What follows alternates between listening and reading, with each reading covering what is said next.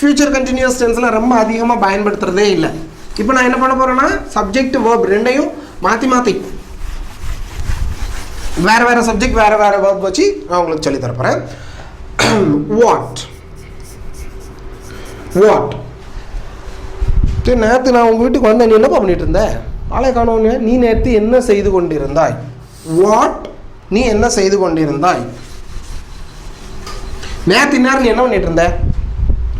What were you doing? What was you வராது. What were you doing? What were you doing? What were you doing at this time yesterday? What were you doing yesterday? நேற்று இந்நேரம் என்ன பண்ணிட்டு இருந்தேன்னு கேட்கணுன்னாக்கா what were you doing at this time yesterday. நேற்று நீ இந்நேரம் என்ன பண்ணிட்டு இருந்தேன் சொல்லு. ஃபோன் அடித்து பார்த்தா நீ எடுக்கவே இல்லை. What were you doing at this time? இந்த நேரம் அட் திஸ் நேற்று இந்நேரம் நீ என்ன பண்ணிட்டு இருந்தேன்? What were you doing at this time yesterday? நேற்று நீ என்ன பண்ணிட்டு இருந்தேன்? What were you doing at this time yesterday? நான் படிச்சுட்டு இருந்தேன் சார். நல்ல பிள்ளையா நான் படிச்சுட்டு இருந்தேன். I was studying my lessons. I was writing my homework. என்ன வேணாலும். What were you? Was you வராது, were you. You வந்திருக்கிறனால நம்ம என்ன பயன்படுத்தியிருக்கோம்? You வந்திருக்கிறனால were பயன்படுத்தியிருக்கோம். What were you doing at this time yesterday? What were you? நீ என்ன எழுதி கொண்டிருந்தாய்? What were you writing? I was writing my homework. Sentence என்ன வேணாலும் நீங்கள் இது பண்ணலாம். Okay, what were you? Where was போட்டு where was she dancing? Where was she dancing? அவள் எங்கே ஆடிக்கொண்டிருந்தாள்? Where was she dancing? She was dancing in her she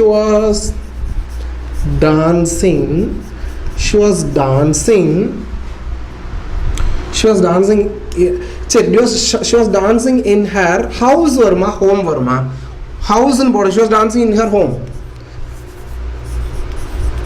House home idu renduku enna sir difference? House na enna home na. She was dancing in her house podama illa home. What do you mean by house and what do you mean by home? House நான் என்ன வீடு, அப்போ ஹோம்னா சின்ன வீடா? அது வேறு கான்குவேன். House அப்படின்றது வந்துட்டு அதை எப்படி சொல்கிறது, ஒரு வெறுமனை செங்கல் மணல் ஜல்லி எல்லாம் வச்சு கட்டி வெறுமனை வீட்டை மட்டும் குறிக்கும் பொழுது ஹவுஸ்ன்னு சொல்லணும். இப்படி வீட்டை மட்டும் குறிக்கும் பொழுது அதாவது ஹவுசிங் போர்டுன்னு தான் சொல்கிறோமே தவிர homing board. Houses are made with bricks. எப்படி houses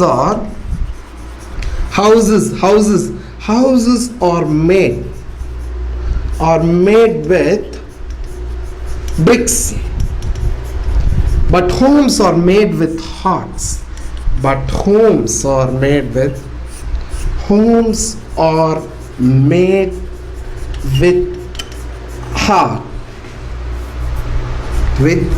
hearts. Houses are made with bricks. Homes are made with hearts. வெறுமனை செங்கல் வச்சு கட்டப்பட்ட வெறுமனை வீடு மட்டும் இருந்தா அது பேர் house. A man makes a house. இந்த சென்டென்ஸ் பாருங்களேன். A man makes a house and a woman makes a home.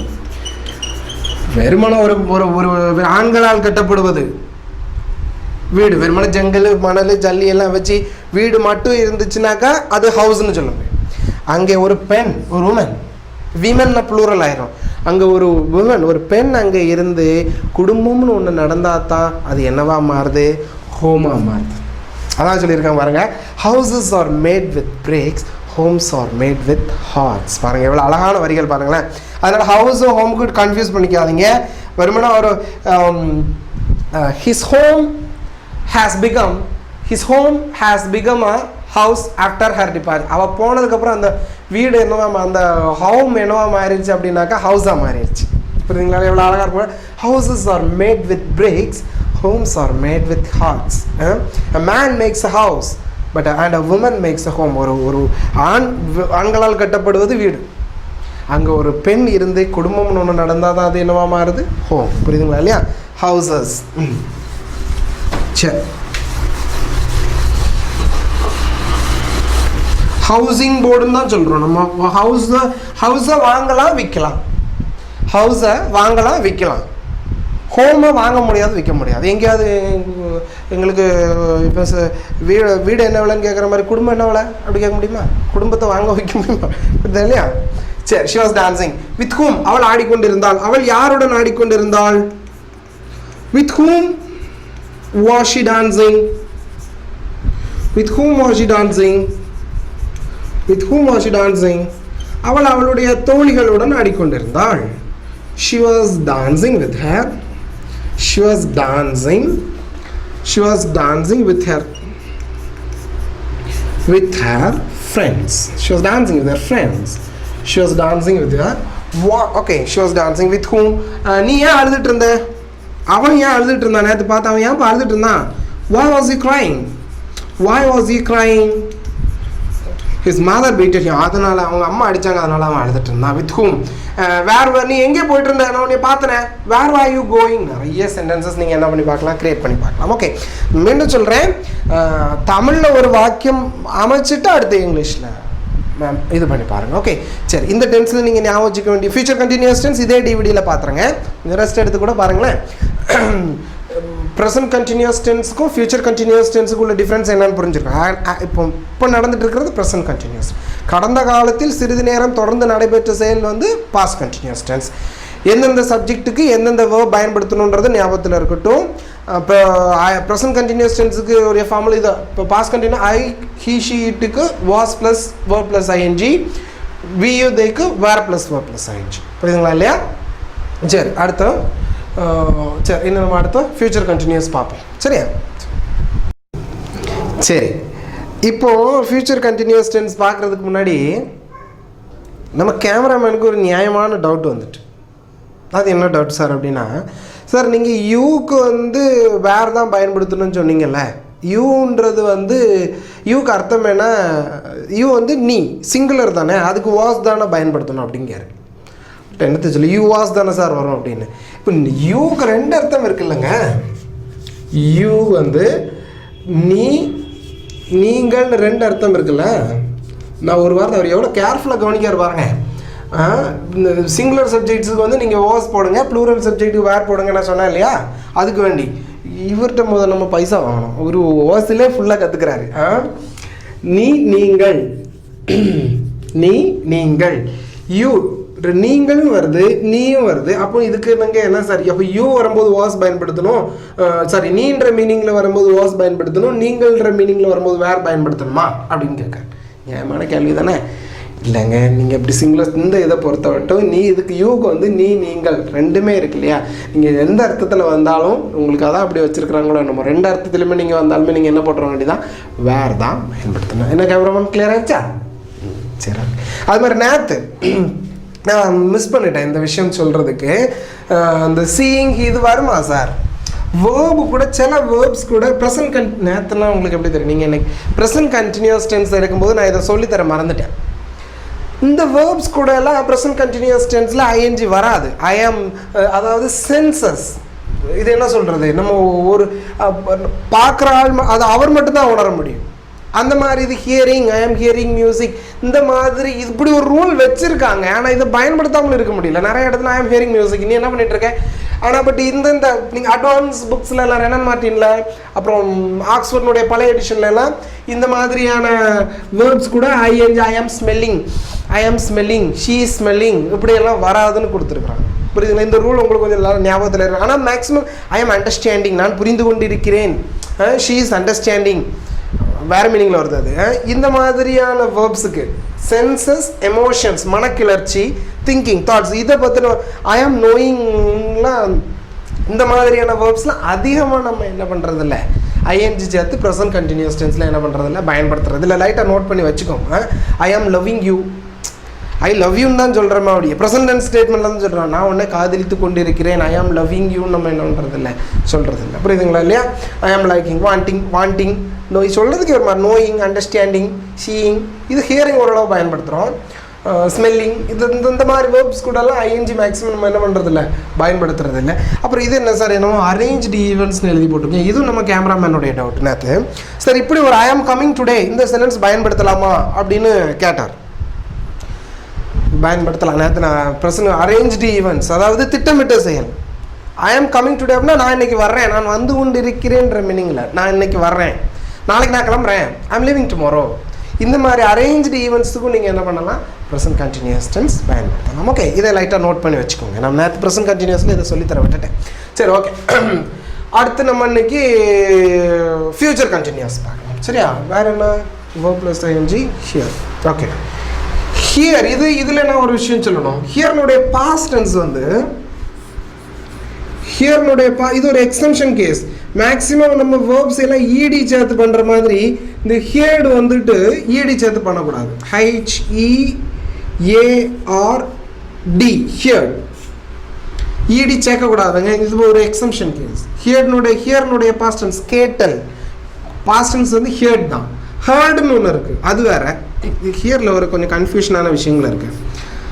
HEREன்னு ஒன்று இருக்கு ஹியர், இது தெரியும். HHEIR ஏர்னு ஒன்று இருக்குது, இது ஏர்னு ஒன்று இருக்கு. HIREன்னு ஒன்று இருக்கு. HAREன்னு ஒன்று இருக்கு. HAIRன்னு ஒன்று இருக்கு. வேற என்ன, HEAR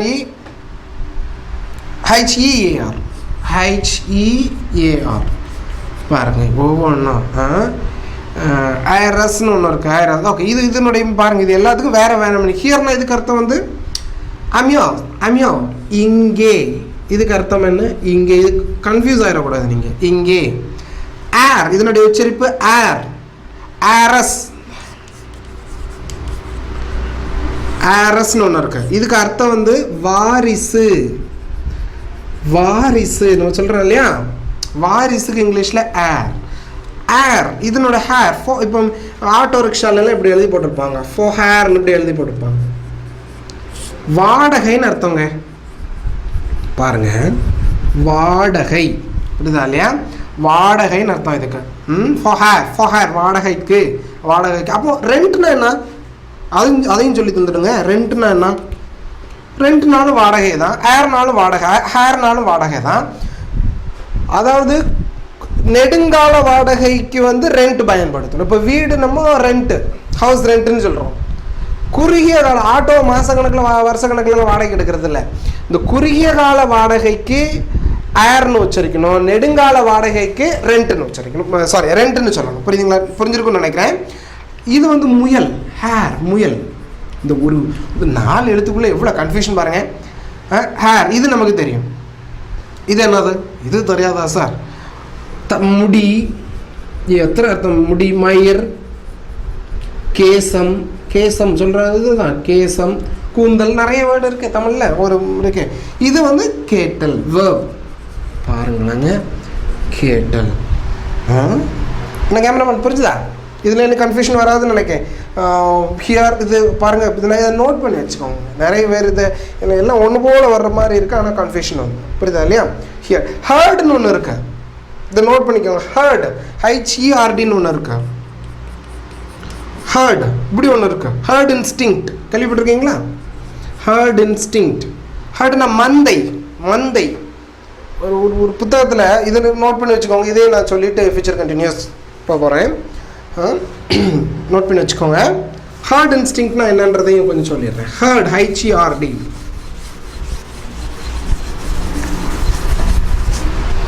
ஹர்ட் இன்ஸ்டிங்க்ட்னா என்ன சார், ஃபியூச்சர் கண்டினியூஸ் சொல்லித்தரேன். Herd instinct. ஃபியூச்சர் கண்டினியூஸ் ரொம்ப சிம்பிள் தான். மந்தை குணம்னு பேர். மந்தை குணம். மந்தை குணம்னா என்னன்னு தெரியுமாங்க? மந்தைனா அதாவது இது எப்படி சொல்கிறது, நம்ம ஊருக்காரங்களுக்கு நம்ம தமிழ் ரொம்பவே இருக்குது. அந்த யாராவது ஒன்று செஞ்சாங்க அப்படின்னாக்கா அதையே எல்லாரும் செய்வாங்க. இப்போ ஒரு இந்த விளம்பர கம்பெனிக்காரங்க ஏதாவது ஒரு டிசைன் பண்ணி விளம்பரம் அதே மாதிரி எல்லாரும் உடனே விளம்பரம் பண்ணுவாங்க. ஒரு டிவியில் ஒரு ப்ரோக்ராம் இன்ட்ரோடியூஸ் பண்ணுறாங்க, அதே மாதிரி எல்லாரும் அந்த ஹர்ட் இன்ஸ்டிங்க்ட், மந்தை குணம், ஒருத்தர் மாதிரி அது ஏன் எதுக்குன்ட்டு நம்மவர்கள் பர்டிகுலர்லி இந்த சூப்பர்ஸ்டிஷியஸ் பிலீஃப், சூப்பர்ஸ்டிஷன், மூட நம்பிக்கைகள், இதில் முக்கால்வாசி நிறைய பேர் ஏன் எதற்குன்றதை பற்றி யோசிக்கிறதே இல்லை. புரியுதா இல்லையா? இதுக்கு ஒரு அழகான கதை ஒன்று சொல்லுவாங்க. எப்படின்னா, ஒரு குருகுலம் இருந்துச்சான். அந்த குருகுலத்தில் ஒரு ரிஷிகள் இருந்தார். அந்த ரிஷிகள் வந்து ஒரு நாள் எல்லாம் பாடம் சொல்லி கொடுத்துட்ருக்கப்ப பாடம் சொல்லி கொடுத்துட்டு இருந்தார். பாடம் சொல்லி கொடுத்துட்டு இருக்கிறப்ப எல்லோரும் தியானம் பண்ணுங்கன்னா எல்லோரும் அப்படியே தியானம் பண்ணிகிட்ருக்குறாங்க. தியானம் பண்ணிகிட்டு இருக்கிறப்போ ஒரு பூனை வந்துட்டு உள்ளே அந்த குருகுலத்துக்கு உள்ளே வந்து எல்லாரையும் போட்டு டிஸ்டர்ப் பண்ணிகிட்டு இருந்துச்சு. உடனே அந்த ரிஷி அவர் என்ன பண்ணார் அப்படின்னாக்கா, ஒரு சீடனை கூப்பிட்டு, இங்கே வா, அந்த பூனையை பிடிச்சி அந்த தூணில் கட்டு அப்படின்ட்டார். உடனே அந்த சீடனை என்ன பண்ணிட்டான், அந்த பூனையை பிடிச்சி தூணில் கட்டிட்டான். பூனை என்ன பண்ணிச்சு அப்படின்னா, எல்லாரையும் தியானம் பண்ணும்போது டிஸ்டர்ப் பண்ணிகிட்டு இருந்துச்சு. அதனால பூனையை பிடிச்சி தூணில் கட்டிட்டாங்க. அடுத்து இந்த குருகுலத்துக்கு அடிக்கடி வந்து போயிட்டுருக்கிற ஒருத்தர் என்ன ஆனார் அப்படின்னாக்கா, அடிக்கடி இங்கே வந்து போட்டிருக்கும்போது பார்ப்பார், என்னடா பூனையை தூணில் பிடிச்சி கட்டி போட்டிருக்காங்களா, இங்கே எல்லாம் தியானம் பண்ணி அதை பார்ப்பார். சரி, ஒரு நாள் என்ன பண்ணிடுவார், இந்த ரிஷிகள் வந்து இறந்துருவார், வயசாகி இறந்துருவார். அந்த பூனை என்ன பண்ணிச்சுன்னா, அங்கே அந்த பூனை அந்த குருகுலத்திலே வளர ஆரம்பிச்சிடும். கட்டி போட்ட பூனை என்னாச்சுன்னா, அங்கே பால் கிடைக்கிற மிச்ச மீதி உணவை சாப்பிட்டு அங்கேயே இருக்க ஆரம்பிச்சிருச்சு. எப்பயுமேவும் அங்கேயே இருக்க ஆரம்பிச்சிருச்சு. சரி, இப்படி ஒரு நாள் நடந்துட்டு இருக்கிறப்ப இவர் இறந்து போயிட்டார். இப்போது வருஷக்கணக்காக அந்த பூனை அங்கேயே இருந்துருச்சு. இந்த இடையிடையே இந்த குருகுலத்துக்கு வந்து போயிட்டு இருந்த இன்னொரு ரிஷிகள் என்ன ஆனார்னாக்கா, புதிய பிரின்சிபல் மாதிரி, புதிய ஆசிரியராட்டு, குருவாட்டு இவங்களுக்கு புதுசாக வந்த சீடர்களுக்கு பாடம் சொல்லி கொடுக்க ஆரம்பித்தார். அப்போது ஒரு நாள் அதே மாதிரி எல்லாரும் தியானம் பண்ணிகிட்டு இருக்கிறப்போ என்ன ஆகும் அப்படின்னாக்கா, டக்குன்னு இவர் அந்த குருக்களில் பார்ப்பார், அந்த தூணில் பூனை இருக்காது. உடனே ஒரு சீடரை கூப்பிட்டு, இங்கே வா, நம்ம இங்கே தியானம் பண்ணிட்டு இருக்கிறப்ப அந்த தூணில் ஒரு பூனை இருக்கணுன்றது உனக்கு தெரியாதா? உடனே ஒரு பூனை கொண்டு வந்து அங்கே கட்டுங்க. உடனே சீடனும் ஏன் அதுக்குன்னு கேட்க மாட்டார். உடனே போய் என்ன பண்ணுவார், ஒரு பூனையை கொண்டு வந்து கட்டிடுவார். பழைய குருக்கள் வந்து என்ன காரணத்துக்கு வேண்டி அந்த பூனையை கட்டி போட்டார், அது டிஸ்டர்ப் பண்ணுதுன்றதுக்கு வேண்டி. ஆனால் இவங்க இதை எப்படி எடுத்துட்டாங்க பாருங்கள். இங்கே தியானம் பண்ணும்போது கண்டிப்பாக அங்கே ஒரு பூனை இருக்கணும் போல். இதான் அந்த ஒருத்தங்க ஒன்று செய்கிறாங்க அப்படின்னாக்கா, அதை ஏன் செய்கிறாங்க அப்படின்றத யோசிக்காமல் அதையே அவங்க ஏன் செய்கிறோம், அவங்க செய்கிறாங்கல்ல, அதனால நாங்களும் செய்கிறோம். என்னையா இது மாதிரி நிறைய விஷயங்கள் நம்ம தெரியாமலே செஞ்சிட்ருக்கிறோம். எங்கள் வீட்டிலேயும் நடக்குமே. என் மகளுக்கு வந்துட்டு இந்த அரங்கான் கொடி போடுவோம் இல்லையா, அது செய்யணும் அப்படின்னா நான் உடனே என்ன பண்ணேன், 2 ரூபா கயிறு வாங்கிட்டு, கருப்பு கயிறு 2 ரூபா கருப்பு கயிறு வாங்கிட்டு வந்து கொடுத்தோம். இந்த கட்டுங்க அரங்கன்னு கயிறு தாங்க. அது எப்படி நம்ம வெளியிலையாவது போடாண்டாமா? ஒய்ஃபு சொன்னால் புரிஞ்சுப்பாங்க, எங்கேயாவது போடாண்டாமா? உடனே அதுக்கு அரங்கான் கொடின்றது வந்து எதுக்கு போடுறது? பழைய காலத்தில் வந்து காட்டுகளுக்கு வேலைக்கு போகும்போது வந்துட்டு பாம்பு ஏதாவது, அரங்கான் பாதுகாப்பு கயிறு ஆக்சுவலாக அது. இப்போ ஏதாவது பாம்போ பூச்சிகள் ஏதாவது கடிச்சிட்டுனா உடனே அந்த கயிறை அத்தை என்ன பண்ணுவாங்க அப்படின்னாக்கா, கட்டி அந்த விஷத்தை உடனே வந்து வாழை மட்டையை பிழிஞ்சு விட்டு அந்த விஷத்தை முறிக்கிறதுக்கு என்னென்ன ஒரு ஃபஸ்ட் எய்ட் மாதிரி தான் அதுக்காக தான் அரங்கான் கயிறு. இப்போ நம்ம பிள்ளைய நம்ம என்ன பண்ண போகிறது இல்லை, சுள்ளி பொறுக்க அனுப்ப போகிறது கிடையாது. இல்லை காலையில் மாட்டுக்கு புல்லு இருக்க அனுப்ப போகிறது கிடையாது. அவள் காட்டில் போய் வேலை பார்க்கும். அது எதுக்கு பிறகு அப்படின்னு, அது எப்படி, அதெல்லாம் இப்போ செஞ்சே ஆகணும். பாருங்கள், behind everything science is there. எல்லாத்துக்கு பின்னாடியும் மஞ்சள் பூசி குளிக்கிறதாகட்டும், அதுக்கு பின்னாடி சயின்ஸ் இருக்குது. வாசலில் தூத்து தொளிச்சு கோலம் போடுறாங்க இல்லையா. ஆனால் இப்போ போடுற கோலத்தெல்லாம் பார்த்திங்கன்னா கோலமாக வருது. என்ன சொல்கிறதுனா, கோலம்ன்றது எதுக்கு, மாக்கோலம் போட்டாச்சு அப்படின்னாக்கா, அந்த மாவில் கோலம் போட்டாச்சு அப்படின்னாக்கா எறும்புகளுக்கும் பறவைகளுக்கும் அது உணவாயிரும். அதுக்காக தான் பண்டைய காலத்தில் அப்படி வச்சாங்க. இப்போ போடுறாங்க அந்த மண்ணில், அதை திங்குமா, பறவை திங்குமா? இல்லை, அது எதுக்கு அப்படியே ஒரு கோலத்தை போடணுமா? பொங்கல் இந்த டைமில் பார்த்தீங்கன்னாக்கா முதல் நாள் நைட்டே போடுவாங்க. முதல் நைட்டே பெரிய பெரிய கோலம்லாம் போட்டால் நான் சொல்லுவேன், கொஞ்சம் கோலம் போடுங்க. அதெல்லாம் இங்கே கேட்க மாட்டாங்க. இதை விட அதாவது விடிய காலையில் நைட்டே போட்டுட்டு மறுநாள் படுத்துருவாங்க. காலையில் பொங்கல் விடணும் இல்லையா, ஆக்சுவலாக இந்த விடிய காலையில் ஓசோன் நல்ல ஆக்சிஜன் நிறைய இருக்கும், அந்த காற்றை ஃப்ரெஷ் காற்றை சுவாசிக்கணும். புள்ளி வச்சு கோலம் போடும்போது வந்துட்டு இது அபாக்கஸ் மாதிரியான ஒரு ட்ரைனிங். அது மைண்டு காலையிலேயே ஒரு பெண்ணுக்கு வந்து மைண்ட் காலையிலேயும் மூளைக்கு வேலை கொடுக்குறாங்க. அந்த மாதிரியான விஷயம் கான்சென்ட்ரேட் பண்ணுறாங்க. ஃபஸ்ட்டு காலையில் 10 நிமிஷம் தொடர்ந்து கான்சென்ட்ரேட் பண்ணி எந்த புள்ளியோட அப்படி கான்சென்ட்ரேஷன், அதுக்காக தான் நம்ம கோலம் போடுறோம். பொங்கலுக்கு பார்த்தீங்கன்னாக்கா இப்படி கோலம் முந்தின நாள் நைட்டே போட்டுட்டு படுத்துருவாங்க. அதுலேயும் எங்கள் வீட்டுக்கு ஏற்றால ஒருத்தங்க இருக்காங்க, அவங்க கோலம் போடுறது பார்த்தீங்கன்னா ஒரு கரண்டி கணக்காக இருக்கும் உள்ள நீளத்தில், அதுக்குள்ளே தட்டிட்டு வந்துட்டு குனிய கூட மாட்டாங்க, போட்டு 4 எழுப்பு நீட்டு முடிஞ்சிச்சு கோலம். அது பேர் சூப்பராக இருக்கும் கோலம் பார்க்க. எம்மன்ட்டு நைட்டு விடிய உட்காந்து போடுவா, காலையில் எழுந்து பார்த்தா அந்த கோலம் தான் நல்லாயிருக்கும். பாருங்கள் எப்படி ஆகிப்போச்சு பாருங்கள். கோலம் எதுக்கு போடுறோன்றது இந்த மாதிரி behind everything science is there. புரியுதா?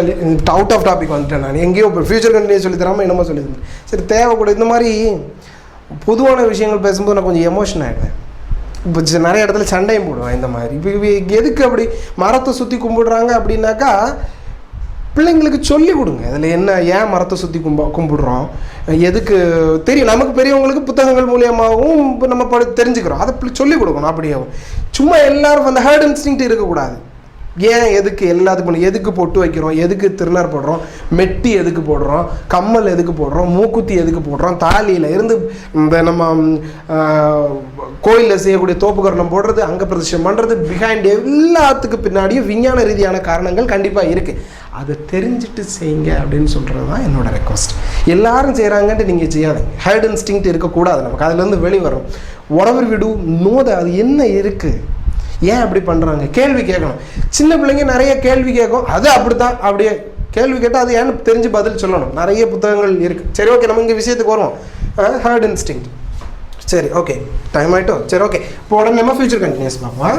இனிமேல் நீங்கள் அந்த மந்தை குணம் யாராவது ஒருத்தங்க செய்கிறாங்கன்னா அதை பார்த்துட்டு அதே மாதிரி நீங்களும் என்ன பண்ணாதங்க, ஃபாலோ பண்ணாதுங்க. என்ன சொல்கிறது, நம்ம ஏதாவது கொஞ்சம் கஷ்டமாக தான் இருக்கும். எங்கள் வீட்லேயே என்னால் திருத்த முடியல. இன்னும் நம்ம பொருள் நான் உங்களுக்கு சொல்லிட்டேன். சரி, ஏதாவது கேட்டு தானே ஆகணும். டீ அணைச்சி போட ஃபாஸ்ட் அடிச்சு விட்ருவீங்களோ? சரி, ஓகே. சரி, இப்போ ஃபியூச்சர் கண்டினியூஸ் பார்ப்போம்.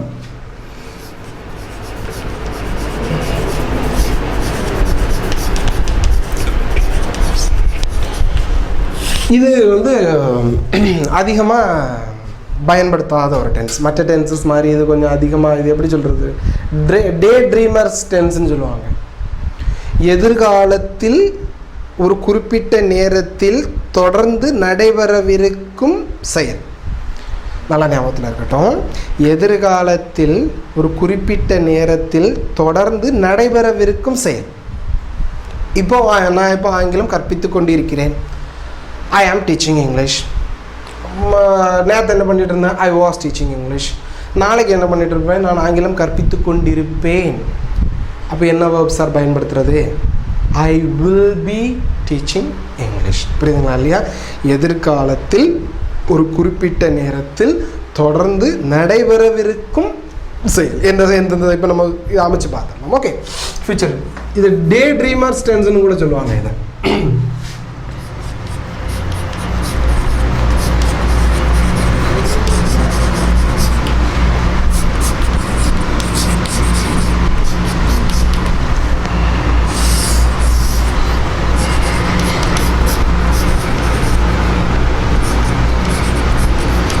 நல்ல ஞாபகத்தில் இருக்கட்டும். இதுக்கு ஒரு ஃபார்முலா வில் பி. புரியுதுங்களா? இப்போ ஆம், இஸ், ஆர் எங்கே பயன்படுத்தணும் உங்களுக்கு தெரியும், வாஸ் வேர் எங்கே பயன்படுத்தணும் தெரியும். இங்கே வில் பி. ஷால் பி பயன்படுத்தலாமா சார்? ஷால் பியும் பயன்படுத்தலாம், வில் பியும் பயன்படுத்தலாம். Shall be plus verb plus ING, will பியும் பயன்படுத்தலாம், தப்பில்லை. ஓகே, இப்போ ஏதாவது ஒரு எஸ்ஆர்ஓ டைப்பில் ஏதாவது ஒரு, நான் உனக்காக காத்து கொண்டு இருக்கிறேன், ஐ ஆம் வெயிட்டிங் ஃபார் யூ. நான் உனக்காக காத்து கொண்டு இருந்தேன், I was waiting for you. நான் உனக்காக காத்து கொண்டிருப்பேன். தமிழ் எழுதிடுறேன். நான் உனக்காக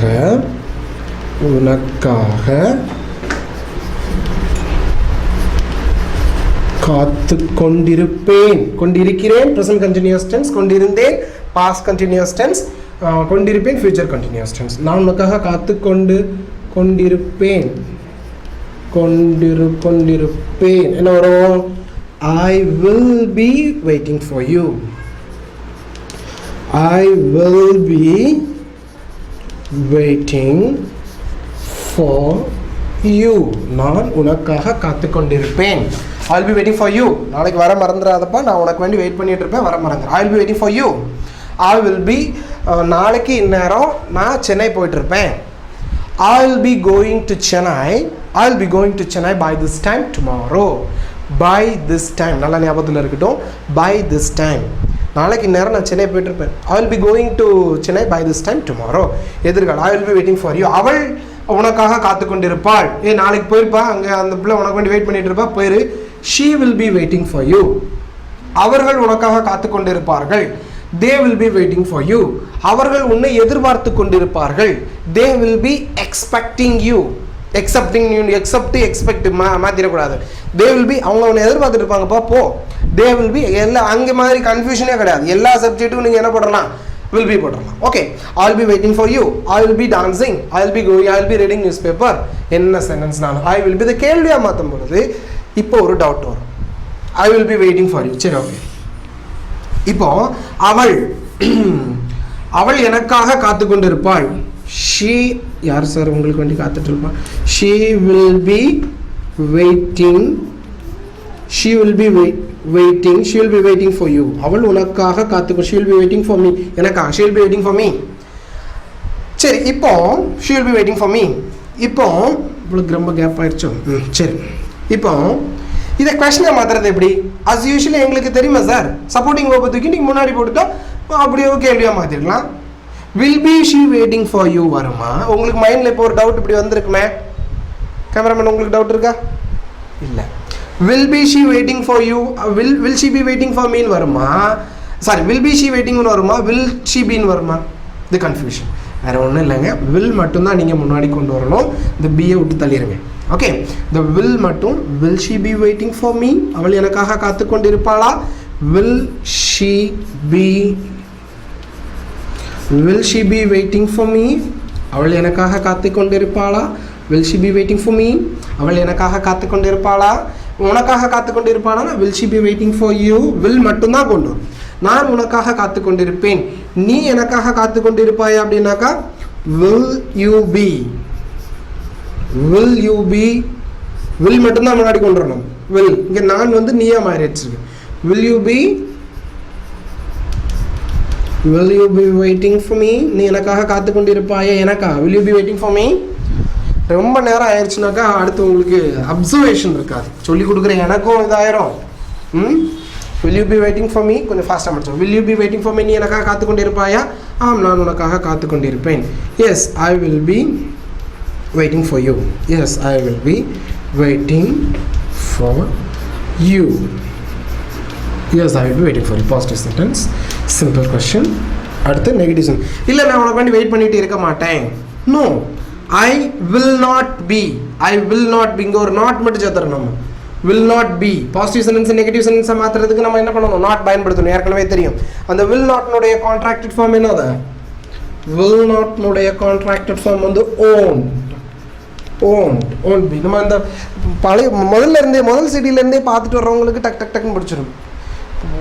10வது சிடி இல்லை 7வது டிவிடி மட்டும் பார்த்தாங்கன்னா ஒன்றுமே புரியாத மாதிரி இருக்கும். ஃபஸ்ட்டுருந்தே இந்த டிவிடி இடையிலேருந்து பார்க்காதீங்க. கண்டிப்பாக நம்ம ஃப்ரெண்ட்ஸ் யாருக்கும் கொடுக்குறதாலும் செட்டாக கொடுங்க. அப்படியே பாதியிலேருந்து பார்த்தா உங்களுக்கு ஏதோ மாதிரி இருக்கும்.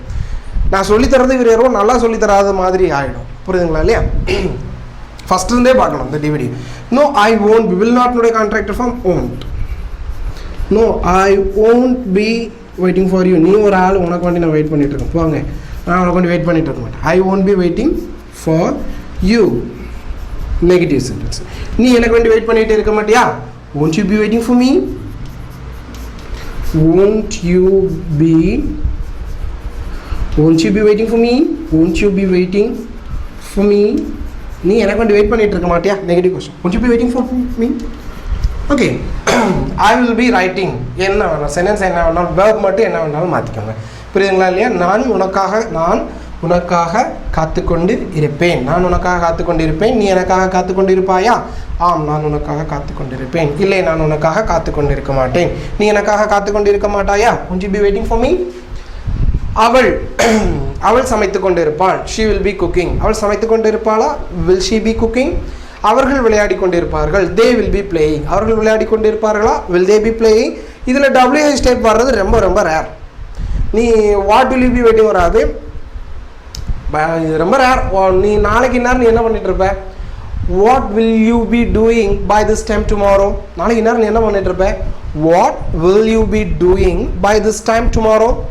நீ எப்போ விளையாண்டுட்டு இருப்ப? when will you be playing? நீ யாருடன் விளையாடி கொண்டிருப்பாய்? with whom will you be? இதுக்கு முன்னாடி WH சேர்த்துற வேண்டியதான், வேர்பு மட்டும் அதுக்கு தகுந்த மாதிரி மாற்றிக்கும். ஓகே, சரி. இப்போ ஃபியூச்சர் கண்டினியூஸ் டென்ஸ். இப்போ அடுத்த டிவிடியில் வந்து நம்ம எல்லாம் ஒரு இந்த இப்போ ஏற்கனவே படிச்சிருக்கிற அந்த 6 டென்ஸையும் சம்மப் பண்ணி பார்த்துட்டு ப்ரெசன்ட் பர்ஃபெக்ட் அடுத்து வரக்கூடியது ரொம்ப இம்பார்ட்டன்ட். அதில் நம்ம have, has, had, will have, அது ரொம்ப ஸ்போக்கனுக்கும் சரி ரிட்டனுக்கும் சரி ரொம்ப பயன்படும். அது கொஞ்சம் நம்ம டீப்பாக பார்ப்போம், சரிங்களா? இப்போ ஃபியூச்சர் கண்டினியூஸ் டென்ஸுக்கு வந்து வேறு ஒன்றுமே கிடையாது. எல்லா சப்ஜெக்ட்டுக்கும் இந்த வில் பி போட்டுக்கலாம். இதுக்கு முன்னாடி நீங்கள் WH வேர்ட்ஸை சேர்த்து போன இதில் டிவிடி போன இதில் ப்ராக்டிஸ் பண்ண மாதிரி ப்ராக்டிஸ் பண்ணி பாருங்கள். ஆனால் அதிகமாக இந்த சென்டென்சஸ் நம்ம ஸ்போக்கனில் பயன்படுத்துறது இல்லை, புரியுதுங்களா இல்லையா? சரி, வேறு ஏதாவது டவுட்ஸ் இருந்தது அப்படின்னாக்கா இப்போ நம்ம என்னெல்லாம் பார்த்துருக்குறோம்? Present tense, past tense, future tense, present continuous, past continuous, future continuous tense 6 tense முடிஞ்சிருக்கு. ஓகே, 6. இனி அடுத்து வரக்கூடிய டென்சஸ்லாம் ரொம்ப யூசேஜ் ரொம்ப கம்மியாக தான் இருக்கும். இவ்வளோத்துக்கு டீப்பாக நீங்கள் என்னுடைய இது எப்படி சொல்கிறது, கற்றுக்கிறத சொல்லியும் கொடுங்க. யாராவது இப்போ நீங்கள் ஹவுஸ் ஒய்ஃபாக இருக்கிறீங்க அப்படின்னாக்கா உங்களுடைய பிள்ளைங்களுக்கு சொல்லிக் கொடுங்க. இந்த மெத்தட் கொஞ்சம் ஒர்க் அவுட் பண்ணுங்கள். ஓகே, சரி, தேங்க்யூ. இனி அடுத்த வீடியோவில் பார்ப்போம்.